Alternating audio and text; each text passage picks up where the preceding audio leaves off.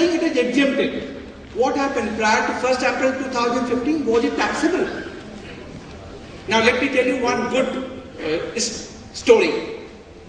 There was one client of mine.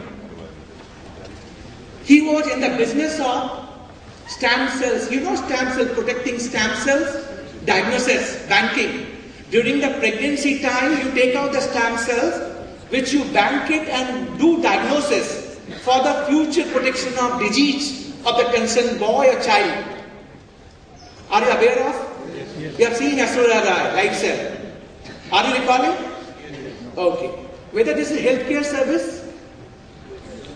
Yes or no? It is healthcare service. So big voice. Thank you very much. What happened 17 February 2014? UPA last interim budget. Prior to that, DGCI has rated all the companies who are in the business of stamp cells. Now, DGCI used to say, sir, service tax applicable, it is not healthcare service. I say, sir, it is healthcare service. What is the utility of banking stamp cells and doing diagnosis and other stuff? It is healthcare service. And believe me, Ministry of Healthcare has given recommendation that this is healthcare service.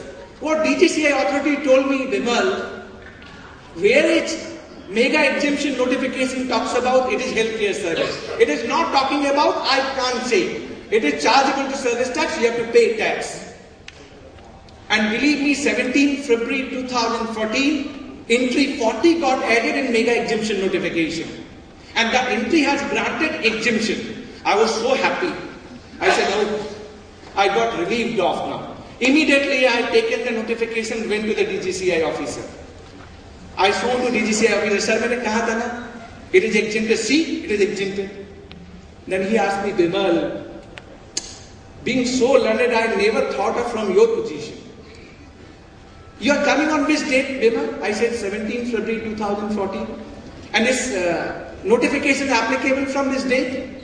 17 February 2014. Meaning thereby?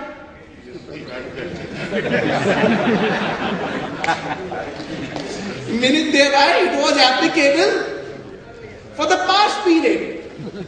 I said, sir, I have given full pranam to him. I said, sir, see, after God, if at all I have to start, oiling someone, it's you people only. When I can learn more. I said, only they have not mentioned from the date, retrospective date, you are saying prior to 17 February it is taxable. I said, yes, yes. Then I started arguing. I said, sir, okay, you issue so-called notice, no problem, but let me tell you, if intention of legislator is to grant exemption, then we have to understand the intention first. If that is the case, look at those entertainment event and access to amusement facility. What is the intention of legislator in negative list? They do not want to levy service tax. But today they have deleted negative list item and now they have given exemption. What is the meaning? Service tax can be levied. It cannot be levied. No way. I hope I am clear to all of you. Am I right? Perfect. Perfect. So let's move to another component, standard credit rules. So starting with the last year. You know from 1st September 2014, time limit prescribed for availment of credit on input and input services. Time limit of 6 months to avail credit. We all were requesting that why you have prescribed a time limit of 6 months. This time they have heard of. And their year was working fine and they have made it from 6 months to 1 year. So now time limit, which was 6 months, now it would be 1 year for availment of credit on input and input services. The pertinent questions related to these issues are whether there is any time limit for capital goods? Yes or no? Yes or no? Please louder. There is no no marking today. Enjoy the session. Enjoy as if you are sitting on, aircraft. Start answering yes and no. For capital goods, is there any time limit? No. Big no. Tea is waiting for you, don't worry. So no time limit for capital goods, only provision 50% in the year of purchase, 50% in subsequent year, except SSI unit. SSI unit can avail 100% credit in the first year of purchase. For input and input services, there were a number of queries. The first query was, if I am a chartered accountant, I am giving service to you. Let's assume you are a company. 1 lakh rupees and service tax. Can you avail credit without payment to me? No. You can avail credit, provided you make payment within 3 months. If you don't make payment within 3 months, you have to reverse credit and take credit whenever you pay. Means my 1 lakh and service tax both together.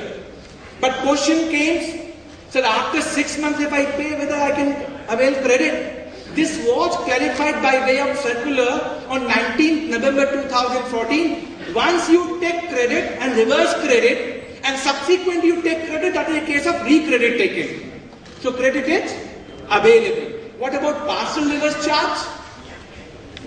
In partial reverse charge, there are 4 partial reverse charge, right?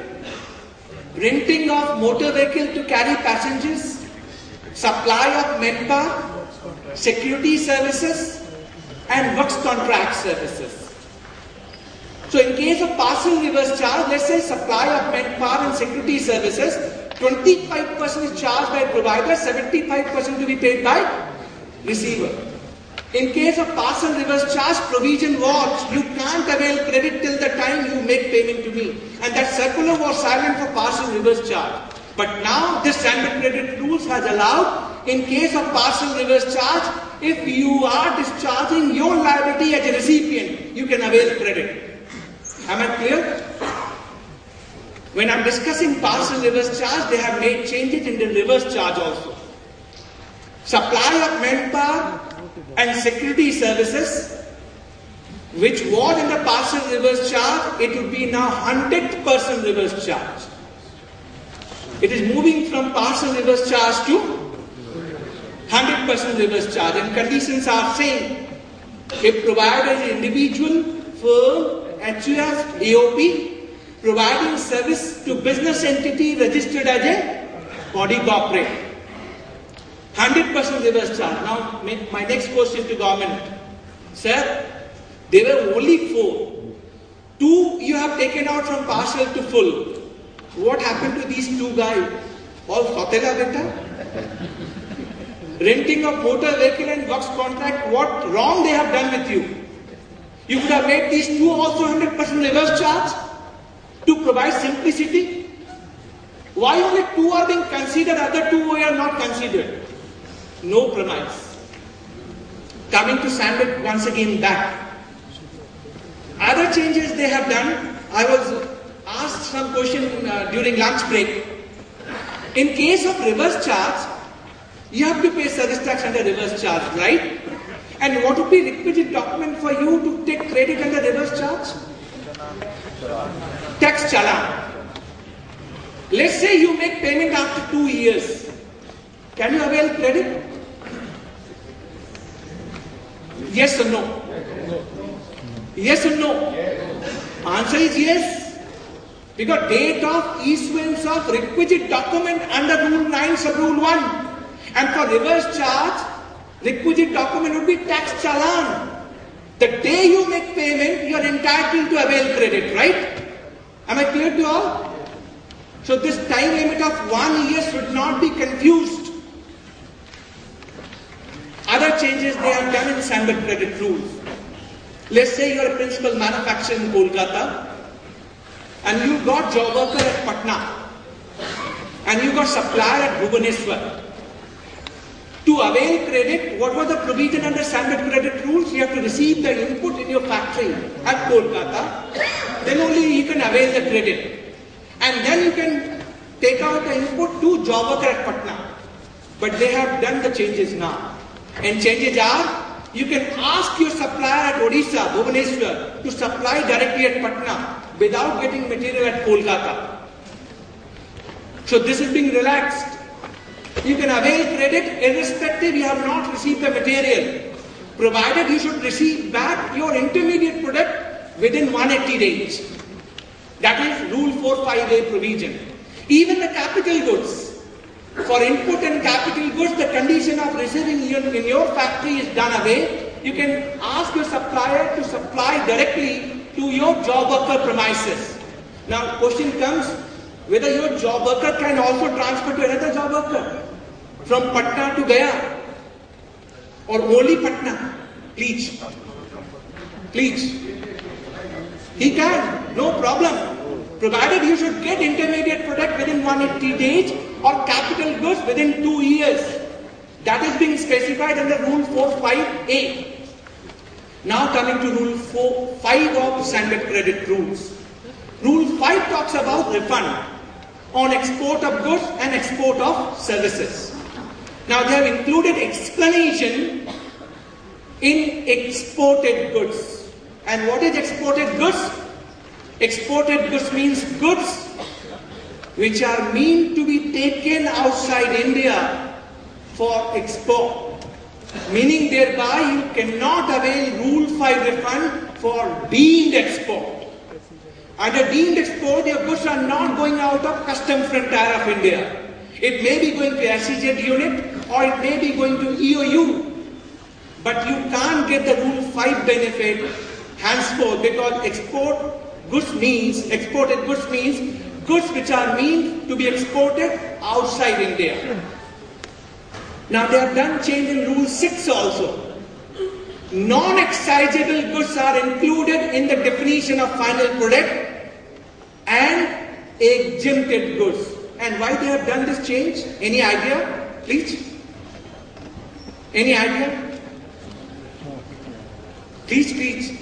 Why non-excisable goods are now included in the definition of exempted goods or final product? Any idea? Rule 6. Reversal of credit on input and input services pertaining to exempted goods. And when non-excisable goods included within the definition of exempted goods, meaning thereby we have to reverse credit. Now coming to Rule 14 and Rule 15. Let's say if you avail the wrong credit, but you don't utilize the credit, any repercussion, any interest, any penalty? You avail wrong credit, but not utilized. Whether interest and penalty can be levied? Yes or no? Rule 14 says if it is not utilized, no problem. But Rule 15 warrants you have to pay penalty. And now this interest and penalty provision would be driven by Section 11AA for interest, Section 11AC for penalty of Central Excise Act, 75 for Finance Act, and 76 or 78 of Finance Act for the service tax provision. So this is what standard credit rules. Coming to now service tax rules. Any mutual fund agent providing service to the mutual fund company, any lottery distributor or selling agent providing services to lottery companies would be under reverse charge. Meaning thereby the amount paid to mutual fund agent or lottery distributor or selling agent, the company, mutual fund company or AMC asset management company or lottery company has to pay service tax under reverse charge. Partial reverse charge I have already explained to you. Coming to Rule 4. 1 each of the business. Registration within 2 days. Service tax and excise registration within 2 days. But only for single premises. Not for centralized registration. They are talking about single premises. At the same time, towards ease of business, They have also allowed digital sign invoices. You need not require to sign physically. And what was the practical problem? You know, whenever you get the invoice from bank or Airtel or Vodafone, they are all computer generated stationery, unsigned. Department used to deny the credit, saying that these invoices are not physically signed. Hence credit is not available. But now they have done ease of business. They have said that these invoices can be digitally signed. At the same time, we can maintain the e-records digitally signed. They have provided certain rules and regulations to be maintained for e-records. Under Rule 6, Sub-Rule 7, 7A, 7B, 7C. Are you recalling for air travel agent? 0.6% and 0.6% and 1.2% for domestic and international travel. Since service tax rate is increasing from 12.36 to 14%, there will be corresponding change for air travel agent, lottery, life insurance. So these are the 4 subject matter wherein corresponding change will come in terms of change in service tax rate. Coming to abatement notification.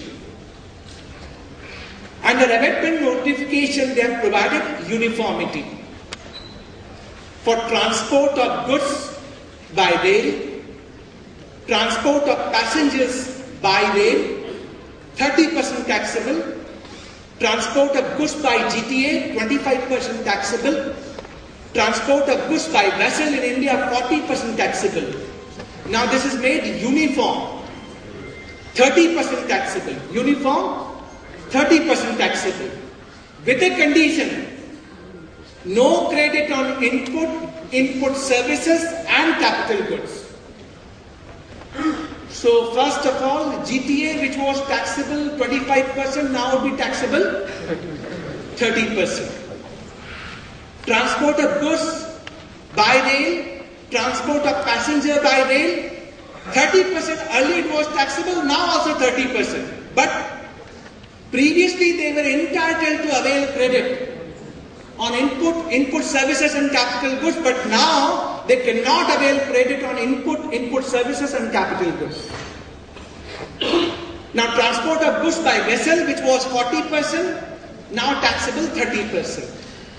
Another change in abatement notification, business class and economic class. Both were taxable at the rate of 40%, but now business class would be taxable at the rate of 60%. So business class is a luxury. So 60% would be taxable. And abatement pertaining to chit fund, which was 70% taxable, they have deleted that abatement. Now they wanted to levy service tax only on commission or consideration received by foremen. Why they have done? Because Honorable Supreme Court has rejected their appeal for chargeability of service tax on chit fund business. So they are dunning away, but only wanted to levy service tax on the money taken by foremen. That may be 5%, maybe 10%. Whatever consideration received by foremen for chit fund business would be taxable. This is about abatement notification. Now coming to some of the important line item which was pertaining to service tax provision. And under those provisions, first of all, there was one notification, 42/2012.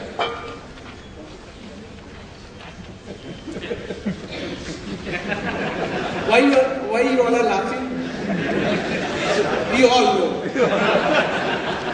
ये जो public है सब जानती है. No problem. There was one notification 42/2012. What was this notification, you know? From 1st October 2014, they have changed the definition of intermediary.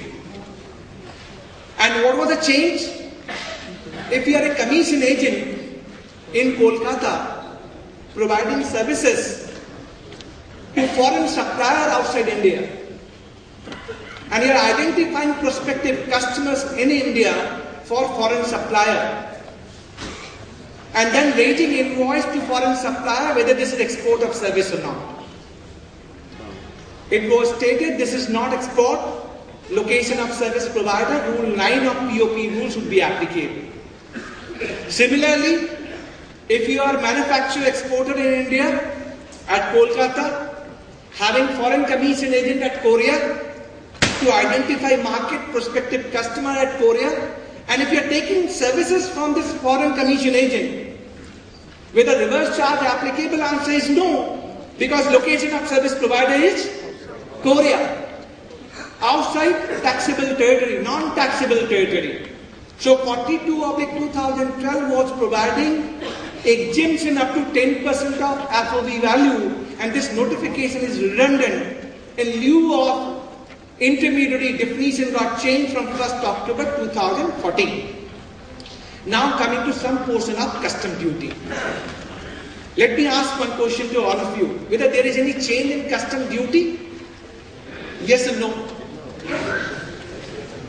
See, they have reduced basic custom duty on certain raw material and intermediate product to done away with the inverted duty structure on 22 items. They have also reduced SAD component on some of the specified product to done away with the accumulation of standard credit in lieu of SAD credit.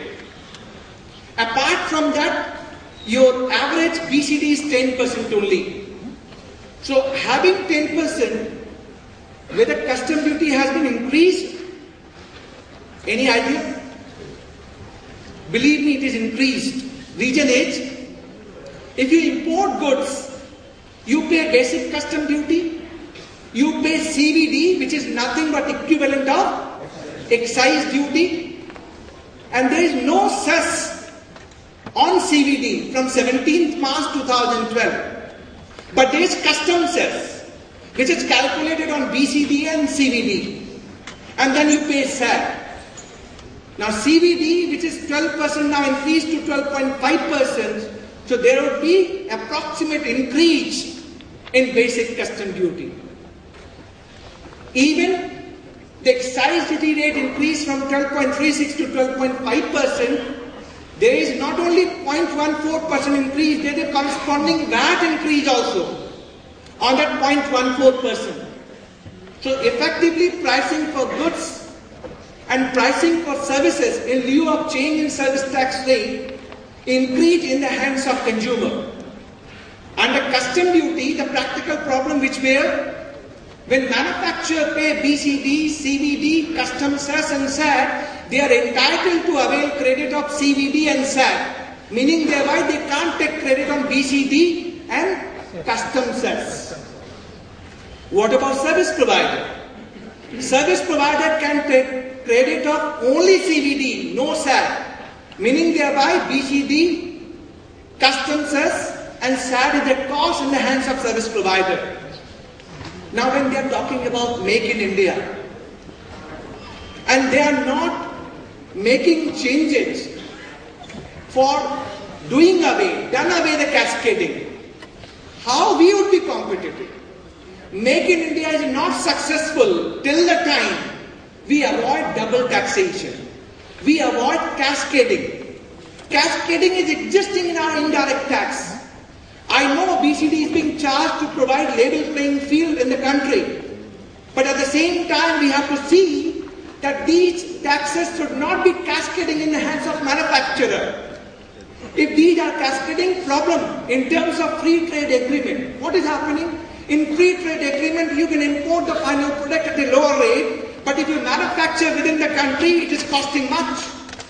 They have done some tasks. They have done something to reduce and to done away with the inverted duty structure, but completely it is not being resolved.